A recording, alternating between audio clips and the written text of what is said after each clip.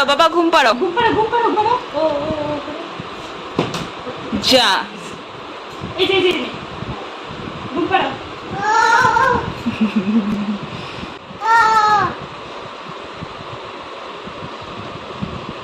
টুকু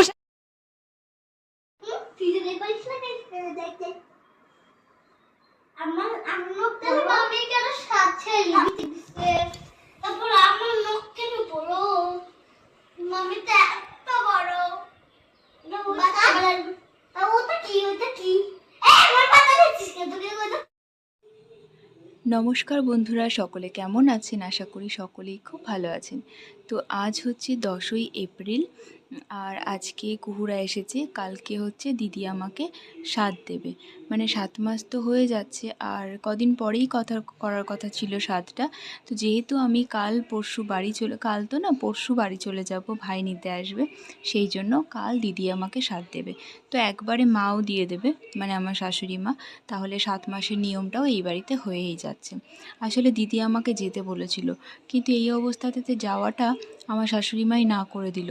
একবার তো আমরা ভেবেছিলাম যে গাড়ি ভাড়া করে ওদের বাড়িতে যাই, তারপরে খেয়ে দিয়ে চলে আসব, কিন্তু সেটাতে আমার বড় রাজি হয়নি আর শাশুড়ি মাও রাজি হয়নি। তো আমিও ভাবলাম যে ঠিকই আছে, এই অবস্থাতে জার্নিটা না করাই ভালো হবে। তো সেই জন্যই দিদিরা আজকে এসেছে, আর আজকে বরকে দিয়ে ভীষণভাবে চাম্পিটা করিয়ে নিচ্ছি। যতদিন থেকে আমার বিয়ে হয়েছে আমার মাথাতে ওই তেল দিয়ে দেয়। আমি খুব ভালো করে নিজের মাথায় তো তেল দিতে পারি না, হাতটা ব্যথা হয়ে যায়, চুলগুলো অনেক ঘন, তার মধ্যে লম্বাও আছে কিছুটা, তো সেই জন্য একা দিতে পারি না। তো যবে থেকে আমি এখানে এসেছি, এখন ওই আমাকে তেল দিয়ে দেয়, আর ও বেশ সুন্দর করেও দিয়ে দেয়। হ্যাঁ, একটু চুলগুলোকে জটা বাঁধিয়ে দেয় যদিও বা, তবুও ভালো লাগে। তো যাই হোক, এখানে তোজোকে দেখুন, তোজো বারবার করে মিটমিট করে দেখছে আর হাসছে। খুব পেকে গেছে বাচ্চাগুলো। তো যাই হোক, এখন সবাই মিলে একটা মুভি দেখছি, আর এদিকেও আমাকে তেল লাগিয়ে দিচ্ছে। কাল একটু শ্যাম্পু করব, পরশু তো বাড়ি চলে যাব, পরশু আর শ্যাম্পু করা হবে না, তো সেই জন্যই কাল শ্যাম্পু করে নেব। আর আমার সত্যি কথা বলতে এই 7 মাসের সাধটা করার একদমই ইচ্ছে ছিল না, কেননা 8 তারিখে আমাদের গোলু যেহেতু চলে গেছে, তো সেটা নিয়ে মনটা খুবই খারাপ ছিল। পরে দেখলাম যে না, দিদিদেরও একটা আশা আছে, আর আমার বড় বারবার বলছিল যে সবাই আশা করে বসে আছে। আমি ভাবলাম থাক, যে যাওয়ার সে তো চলেই গেছে, কিন্তু বাকি যে মানুষগুলো আমাকে নিয়ে আশা করে বসে আছে, তাদের আশায় জল ঢালাটা উচিত হবে না। তো এখন সকাল হয়ে গেছে, আর আজকে হচ্ছে 11 তারিখ। আমার এদিকে সব লাগেজ গোছানো হয়ে গেছে। ওখানে আমি ওয়াশিং মেশিনে কিছু জামা কাপড় দেওয়ার ছিল, সেটাও দিয়ে দিয়েছি, সেগুলো আজকে শুকিয়েও যাবে। তো টোটাল যে জিনিসগুলো আমার নেওয়ার, সেগুলো তো নেওয়া হয়ে গেছে। দিদিরা এখন ওদিকে রান্না বসিয়ে দিয়েছে। তো কি কি রান্না হচ্ছে একবার দেখিয়ে দেই। আজকের এই দিনটি খুবই শুভ, খুবই আনন্দের একটা দিন, তবুও মনের মধ্যে একটা খারাপ লাগা থেকেই গেছে। আমার গোলুটা চলে গেছে, আর গোলুটা খুব প্রিয় ছিল আমার। তারপরেও আর একটা খারাপ লাগা আছে যে আজকে আমি যাচ্ছি এই 7 মাসে, সেই বাচ্চা নিয়ে কতদিন পর আসবো তা আমার জানা নেই। হয়তোবা 4 মাস বা 6 মাস, হয়তোবা এই পুরো জার্নিটা নিয়ে টোটাল 1 বছর হয়ে যাবে, তারপরেই হয়তো আমি ফিরবো। তো সেই খারাপ লাগাটুকুও আছে। এই সংসারে এসেছি শুধুমাত্র 3টে বছরই হতে আসলো, তবুও প্রতিটা জিনিসের সাথে খুব বেশি মায়া জড়িয়ে আছে। প্রত্যেকটা জিনিস আমার নিজের হাতে করে সাজানো কিনা, সেই জন্যই খারাপটা লাগছে। মনে হচ্ছে আমি বাড়ি চলে গেলে এই বৃদ্ধ মানুষটাও একা হয়ে যাবে, যেটুকু খুনসুটি করি না কেন, তবুও খারাপ লাগাটা থেকেই গেছে। তো যাই হোক, এদিকে দিদির সব রান্না হয়ে গেছে, আর দিদি দায়িত্ব দিয়েছে আমাকে সব কিছু গোছানোর জন্য। বলেছে তুমি ভালো মতো গোছাতে পারো, তুমি মন মতো নিজের জিনিসগুলো গুছিয়ে নাও। তো যথারীতি কথা মতন কাজ, সব কাঁসার বাটিগুলো বের করে নিয়েছি, আর সুন্দর করে এখন গুছিয়ে নিচ্ছি। শুধু আমি নিজের জন্য না, কাউকে যদি কখনো কোনো কিছু অনুষ্ঠানে খাবার দিতে হয় বা কাউকে কিছু দিতে হয়, আমার এরকম সুন্দর সেটে দিতেই ভালো লাগে। স্টিলের থালা হলে সেটা স্টিলের সেট হোক, কাঁসার হলে কাঁসার, আর কাচের হলে কাচের। তো এইভাবে সাজিয়ে দিতে বেশ ভালো লাগে। তো যে কথাটা বলছিলাম, বাড়ি যাওয়ার জন্য একটা খারাপ লাগা আছে। যদি সত্যি কথা বলছি, গোলু যদি আজ থাকতো, তাহলে হয়তো ও খুব খুশিও হতো। আমি বাড়িতে গেলে এতগুলো মাস যেহেতু ওর সাথে থাকতাম, ওর আর কোনো চিন্তাই ছিল না, কেননা ওর কাছে ওর দিদি আর ওর মা খুব বেশি প্রিয়। আজকে আনন্দের দিন হলেও মনের মধ্যে একরাশ কষ্ট নিয়ে এই ভাতের থালাগুলো গোছাচ্ছি। মনে একটুও চাইছে না জানেন তো যে এত সুন্দর করে সব কিছুর আয়োজন করি, যেখানে আমার মা বাবা ভাই সবাই কষ্টে আছে। এখানে আমার বরটাও কষ্টেই আছে, যেহেতু গোলু ওরও খুব কাছের ছিল। তবুও সবার হাসি মুখের দিকে তাকিয়ে এই আয়োজনটুকু আমাকে করতেই হলো। তারপরেও নতুন একজন আসছে বলে কথা, তার জন্য সব কষ্ট ভুলে এটুকু করতে তেমন কোনো কষ্ট হওয়ারও কথা নয়। তো যাই হোক, এখন এখানে সব রান্নারগুলো তো হয়ে গেছে, আমি সুন্দর করে গুছিয়ে নিয়ে তারপরে খেতে বসবো। কিছুই যেন ভালো লাগছে না আজকে। মনের মধ্যে একটা অস্থিরতা কাজ করছে। মনে হচ্ছে শুধুই আজকের রাতটুকু, কাল তো সেই বাড়ি চলে যাব। তো যাই হোক, এখন এখানে সব কিছু গুছিয়ে নিচ্ছি। আজ বিকেলে আবার দিদিদের সাথে একটু বাজারে বেরোতে হবে।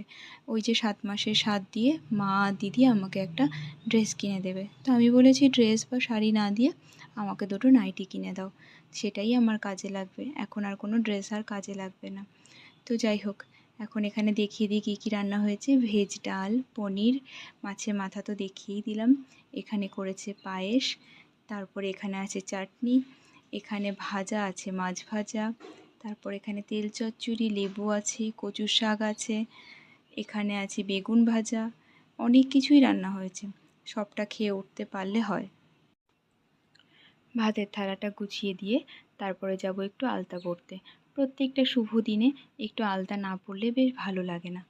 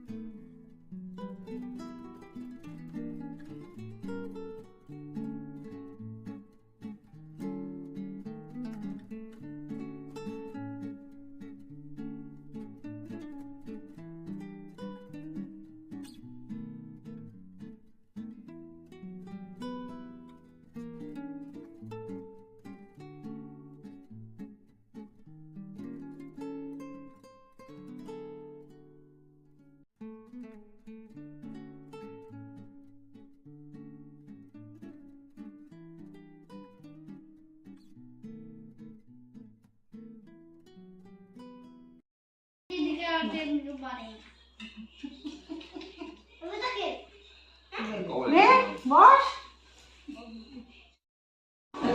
তোমার ফোন থেকে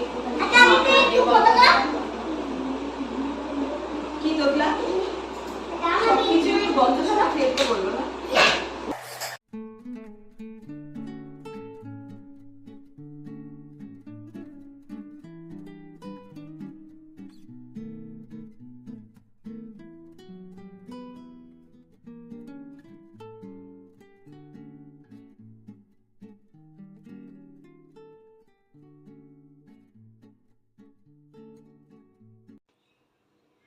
তবে সত্যি কথা বলতে 5 মাসের যে স্বাদ হয়েছিল তখন আমি শান্তিমতো খেতেই পারিনি। একেতে তো এত লোকজনের ভিড় ছিল, তারপরে আমার শরীরটাও হঠাৎ করে খারাপ হয়ে যায়। সেই কারণে আমি আমার পছন্দের জিনিস থাকা সত্ত্বেও আমি খেতে পারিনি। আজকে যেমন খুব সুন্দর সুন্দর রান্না হয়েছে, আর প্রত্যেকটাই আমার পছন্দের রান্না হয়েছে, আর আমি শান্তিতে খেতেও পারছি। আর এদিকে আমার বর আবার আমার জন্য আম পান্না বানিয়ে দিয়েছে। যদিও বা আম পান্নাটা দোকানে আমাদের কিনতেই পাওয়া যায়, শুধু এটা জলের সাথে মিক্স করতে হয়। তবুও যে মনে করে দিয়েছে এটাই আমার জন্য অনেক। তো এখন তাড়াতাড়ি করে খাওয়া দাওয়াটা সেরে একটু রেস্ট করি, তারপরে দিদি, আমি, দাদা, আমার শাশুড়ি সবাই মিলে একটু বাজারে বের হব।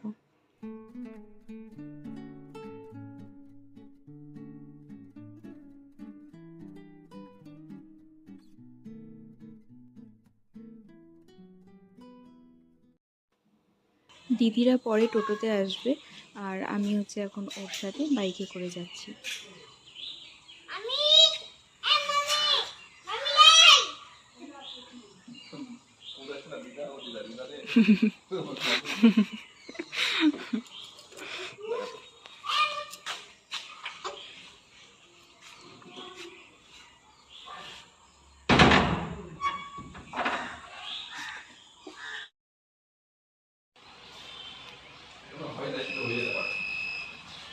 ওটা বেসিক্যালি কি কাজে লাগে? হ্যাঁ, মানে এটা কি টক টক হয়? হ্যাঁ, এটা হচ্ছে কাঁচা আমের আচ্ছা, শুকানো জিনিসটাকে এটা কি ইসেও করা যায়? গুঁড়া করা। দাও, এটা কি ইসেও করা যায়? 26 এপ্রিল শেষ হবে। 26 এপ্রিল শেষ হবে। দেখে মনে হচ্ছে না মানে কিশমিশ তো 200 গ্রাম অনেকটা হলো। এখান থেকেই আসছি আর এখানে এখন মায়েদের সাথে আসছি।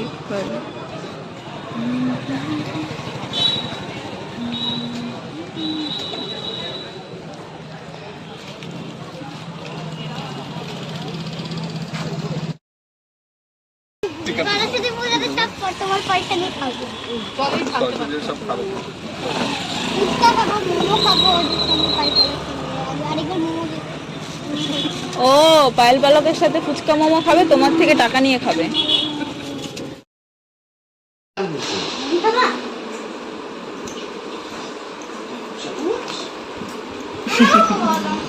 গরমে দেখো না কি সারা গায়ে গোটা গোটা গোটা গোটা হয়ে এগুলো আবার পরিষ্কার মতন খাইতে তো বাজার থেকে আমরা চলে এসেছি আর এসে দেখি যে পুচকাও এসেছে। তো সবাই মিলে এখন ওকে ঘিরেই বসে আছে, ওর সাথে খেলাধুলো করছে আর এখানে সবাই পায়েস খাচ্ছে। তো এখন বসে ওদের সাথে একটু গল্প করি আর আমি কি কিনেছি সেটা আমি পরে কোনো সময় দেখিয়ে দেব। আমার যেহেতু ট্রলিটা গোছানো হয়ে গেছে তো সব কিছু ওখানে ঢোকানো হয়ে গেছে আর কাল সকালে আবার দিদিরা চলে যাবে, তো সেই কারণে তাড়াতাড়ি খাওয়া দাওয়াটাও শেষ করতে হবে। দোকানদার না, বাজনদার। পজিটিভ ভাবে, পজিটিভ। ভালো ভালো জিনিস করবে। ভুলভাল জিনিস শিখাবে না তোমরা। তোর জন্যই কিন্তু তোজো খারাপ হচ্ছে, বুঝলি তো? তুই কিন্তু গুরু, তুই নাটের গুরু। আমি যাবো না।